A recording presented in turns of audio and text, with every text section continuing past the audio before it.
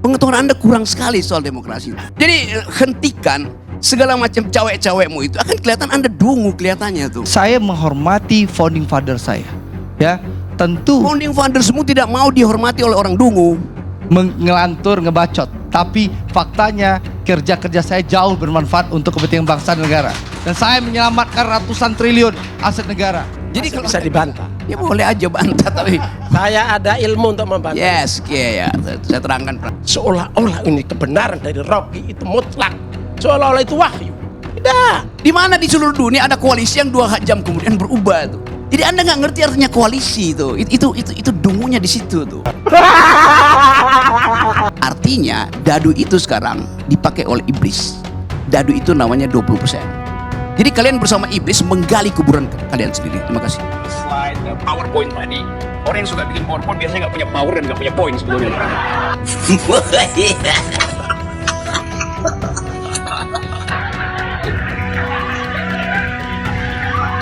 Halo guys, kembali lagi di Bacot Gamers, ngebacot ala gamers. Kali ini kita akan saksikan ketika Rocky Gerung membuat anggota DPR dan politisi tak bermutu dibuat dungu dan mati kutu di dalam perdebatan disebabkan hanya menghamba kepada penguasa. Politik demokrasi itu harus berpikir agar bisa mendistribusikan keadilan, bukan menjadi feodal dan tunduk-tunduk kepada penguasa. Langsung saja kita saksikan. Check it out. Ada Andre Rosadi, anggota DPR dan politisi Gerindra, yang dibuat mati kutu dan jadi dungu oleh Rocky Gerung ketika Andre mengatakan bahwa pemerintahan Jokowi telah merawat demokrasi dengan baik. Namun yang terjadi, Andre dibuat malu dengan ucapannya sendiri oleh Rocky Gerung, sehingga membuat anggota DPR ini terpancing emosinya, terlihat dari raut wajahnya yang begitu kesal. Saya memang Bang Rocky ya tidak setajam Muhammad Nasir, Muhammad Yamin, Buya Hamka yang abang sebutkan tokoh-tokoh besar Sumatera Barat. Betul. Tapi Bang, saya pertanggungjawabkan jabatan saya sebagai anggota DPR. Gak bisa begitu. Sebentar Bang, sebentar Bang. Standar kita adalah Nasir, Hatta, Syahrir. Kalau dari bawah Bentar, itu Bang. ada pergi dari Bentar. demokrasi itu. Bicara Anda saya- bilang Anda di bawah standar pendiri republik. Ngapain Anda ada di sini coba? Sebentar. Tapi satu hal yang bisa saya pertanggungjawabkan dunia akhirat Pak. Ini bukan soal dunia Sebentar. akhirat, ini soal ide republik, ide demokrasi. Abang maunya didengar saja. Tidak, tapi tidak Anda mau sendiri mendengar. udah mengaku Anda di Sebentar. bawah standar. Ngapain Anda bicara Sebentar. lagi? Saya nggak dengar orang di bawah standar. Kan tadi dibilang dungu. Saya akan berkampanye di Sumatera Barat. Silakan abang berkampanye di Sumatera. Saya Bre. bertanggung jawab sebentar Ini Bang. saya terangkan cara demokrasi, gini. Bang. Kagak ya, lain gak usah. Belajar dong. Standar kita itu bukan anggota belajar DPR demokrasi. di Sumatera Barat. Standar kita adalah pemimpin-pemimpin republik yang datang dari Sumatera Barat. Itu standarmu. Mas Anda rendahkan standarmu sendiri? Astaga. Sebentar Bang. Saya menghormati founding father saya. Ya, tentu Founding fathersmu tidak mau dihormati oleh orang dungu. ya itu haknya abang bicara seperti itu. Tapi hak saya juga bicara. Saya bisa pertanggungjawabkan dunia akhirat kinerja saya membangun Sumatera Barat maupun kinerja saya Baik. di DPR bisa diadu oleh 13 anggota DPR RI yang lain asal Sumatera Barat. Baik. Saya siap diadu Baik. kinerjanya. Ini artinya dia mau apple to apple. Antara apel sehat yaitu pendiri bangsa ini dan apel busuk yang dia pegang sekarang. Ngelantur, ngebacot. Tapi faktanya kerja-kerja saya jauh bermanfaat untuk kepentingan bangsa dan negara. Dan saya menyelamatkan ratusan triliun aset negara. Sombong amat. Jadi kalau Anda bilang Jokowi merawat demokrasi, Jokowi tiba ketika Indonesia udah demokratis, Saudara Andre. Jokowi nggak ada di mana-mana ketika Anda di Uber-Uber itu. Jadi bagaimana mungkin Anda bilang Jokowi sedang merawat demokrasi? Dia memberantakkan demokrasi, itu intinya. Ide untuk memperpanjang masa jabatan itu adalah authoritarian personality. Ide untuk menambah masa jabatan itu adalah ide authoritarian personality. Ide untuk menjadikan Gibran calon wakil presiden itu adalah authoritarian personality. Dia udah memilih sebelum dia lakukan bahkan. Begitu cara melihat otoritarianisme, Saudara Andre. Cerdas. Hitler menyembunyikan kebengisannya sebelum jadi pemimpin. Hitler dipilih secara demokratis. Itu pentingnya belajar sejarah, Saudara Andre itu. Pengetahuan Anda kurang sekali soal demokrasi itu. Iya, saya mau terangkan itu. Jadi hentikan segala macam cawek-cawekmu itu, akan kelihatan Anda dungu kelihatannya tuh. Serius saya katakan itu. Ini akan pengaruhi.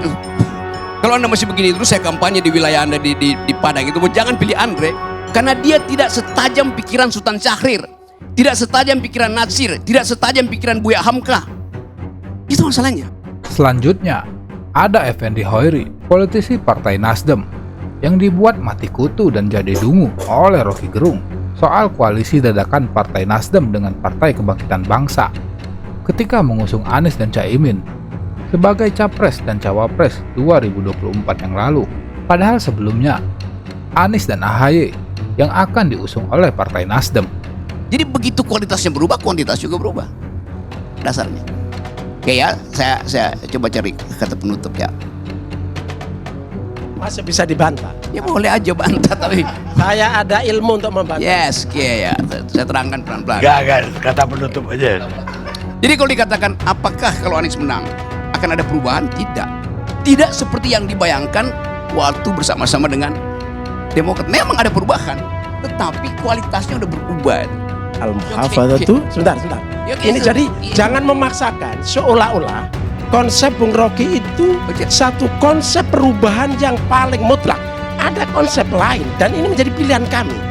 Al-Muhafadzatu alal qadimi sholih wal akhdhu bil jadidil aslah. Artinya adalah ada hal lama yang baik dari Pak SBY yang baik, dari Jokowi yang baik, dari Bung Karno yang baik, dari Soeharto yang baik, dari Gus Dur yang baik, dari Ibu Megawati yang baik.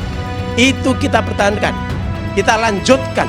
Tapi juga ada perubahan-perubahan karena memang ini sunnatullah. Oke, saya ngerti. Betul.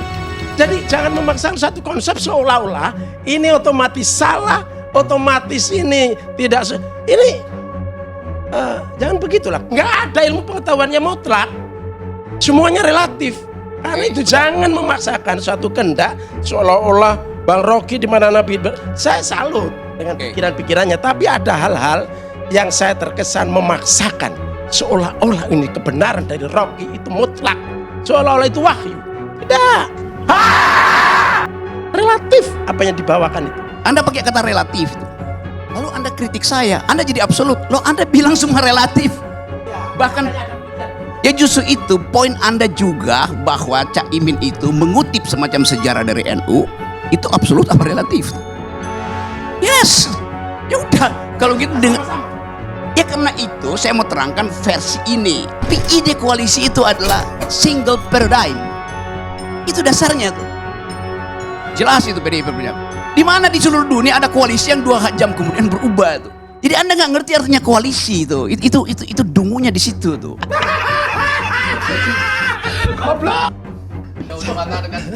Tadi saya mulai dengan, karena Anda mulai dengan Tuhan mastermind itu. Yes, itu oke. Saya mau kunci dulu ya. Tadi kalian mulai dengan siapa mastermind, semua pergi pada langit itu. The Almighty God itu. Oke. Saya bilang tadi dengan inspirasi, kata Einstein, Tuhan menciptakan peristiwa bukan dengan cara bermain dadu atau lempar dadu. Karena itu ada cawe-cawe, karena ada tuker tambah tuh. Jadi sekali lagi, Tuhan tidak bermain dadu karena dia ingin ada kualitas di dalam politik, termasuk di dalam cara-cara tukar tambah politik. Kualitas itu hilang. Artinya dadu itu sekarang dipakai oleh iblis. Dadu itu namanya 20%. Jadi kalian bersama iblis menggali kuburan kalian sendiri. Terima kasih. Cerdas. Selanjutnya, ada mantan anggota DPR dari Partai Nasdem, Akbar Faisal, yang dibuat mati kutu dan jadi dungu oleh Rocky Gerung soal hashtag ganti presiden pada tahun 2019 yang lalu. Akbar Faisal diskakmat oleh Rocky Gerung bahwa orang yang suka menggunakan PowerPoint adalah orang yang tidak punya power dan tidak punya poin. Cerdas. 2019 ganti presiden. Loh, hashtag itu adalah fiksi. Ngapain berhasil dalam fiksi? Kan belum terjadi. 2019 pergantian presiden. Jadi siapa yang ngajarin presiden untuk beraksi dalam fiksi? reaksi terhadap fiksi adalah fiksi juga ini. Tetapi kita bisa baca bahwa kalau orang bereaksi terlalu keras terhadap sesuatu yang fiksional, itu ada problem di dalam stabilitas psikisnya itu.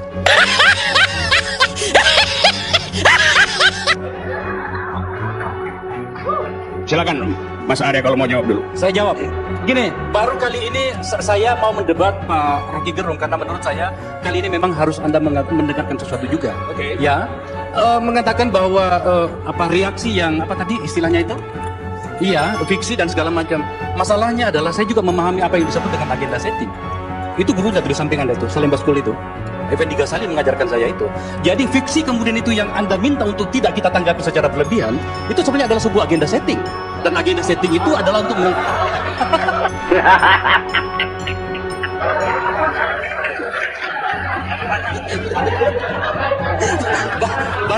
baru kali ini saya lihat Pak Rocky itu membuka jaket.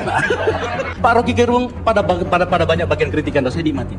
Tetapi menurut saya ada juga yang perlu Anda dengarkan. Setidaknya Anda menganggap bahwa kami tidak bodoh-bodoh amat memahami. Saya paham bahwa Pak Akbar setempuk data, tapi saya jadi nggak yakin dan nggak mau percaya. Karena dari awal dia udah disclaimer bahwa dia bukan ahli ekonomi, bukan ahli statistik, bukan ahli matematik tuh. Jadi ngapain saya dengar itu? Pak Rocky, Anda udah dijawab. Pak Rocky, Ya. seharusnya Anda sudah paham ketika saya mengatakan bahwa saya bukan ahli ekonomi, yang saya paparkan adalah data yang sebenarnya tidak perlu Anda baca lagi. Ya memang saya ngerti, karena itu slide PowerPoint tadi. Orang yang suka bikin PowerPoint biasanya nggak punya power dan nggak punya poin sebetulnya.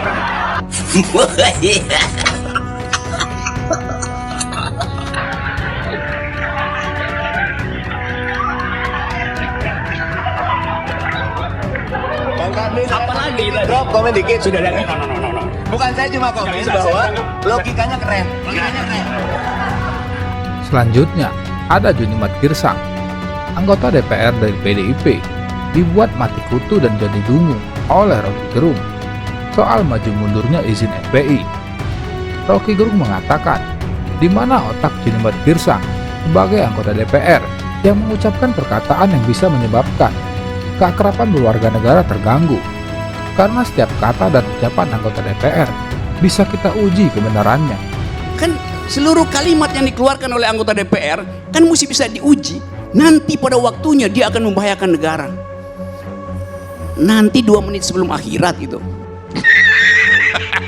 Sekali lagi, kita dipaksa untuk menghasilkan pembicaraan yang tanpa tuntunan logika. Kacau. Jadi nanti kalau pakai versi Pak Yunimart, kebebasan berpendapat adalah kebebasan untuk memuji presiden. Kalau mengkritik bukan kebebasan berpendapat.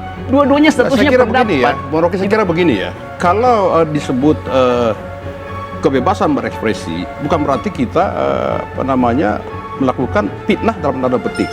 Mengkritik boleh-boleh saja. Tapi kalau Bung Rocky mengatakan Pak Jokowi dan Presiden tidak paham Pancasila, saya kira ini terlalu naif bagi Kalau saya bilang Pak Jokowi paham Pancasila, bagaimana mungkin seorang Pak Jokowi, presiden kita ini tidak paham Pancasila, sementara dari sikap perilaku dia itu menunjukkan nilai-nilai Pancasila, bukan Pak. soal perilaku, pengertian soal dia apa? tentang Pancasila. Bapak mau pengertian atau perilaku, Pak?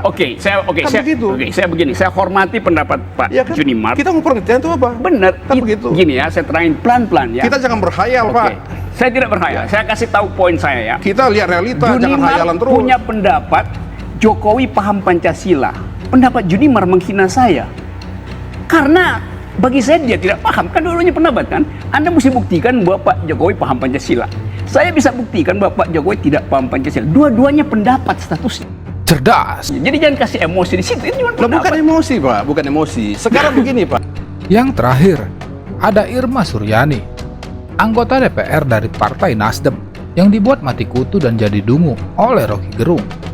Ketika Irma Suryani mempertanyakan disiplin ilmu Rocky Gerung, karena bisa mengkritik apapun di negeri ini, serta sikap kritisnya sebagai pengamat dipertanyakan oleh Irma Suryani.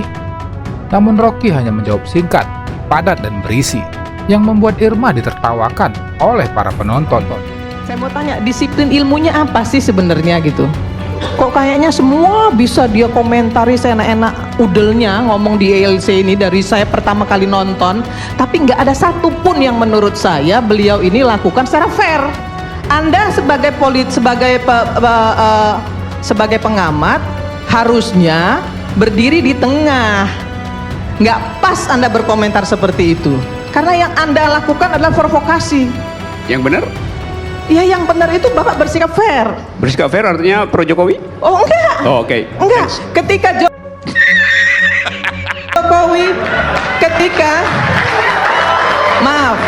ketika Jokowi melakukan kebaikan maka seharusnya Bapak memberikan supporting dan Bapak beri apresiasi. Dan ketika Pak Jokowi melakukan kesalahan, Bapak boleh melakukan kritisi. Tapi Bapak nggak pernah lakukan itu. Yang Bapak lakukan selama pemerintahan Jokowi, Bapak selalu membuli Pak Jokowi. Saya menunggu sesuatu untuk saya pujikan pada Pak Jokowi, tapi belum ada itu. Thanks. Karena apa? Karena Jokowi nggak perlu orang seperti Bapak. Untuk apa Pak Jokowi panggil-panggil Bapak? Karena orang seperti Bapak tidak memberi masukan, tapi memprovokasi. Oke guys, itulah para politisi dan anggota DPR yang dibuat dungu oleh Rocky Gerung. Bagaimana menurut teman-teman? Tulis di kolom komentar.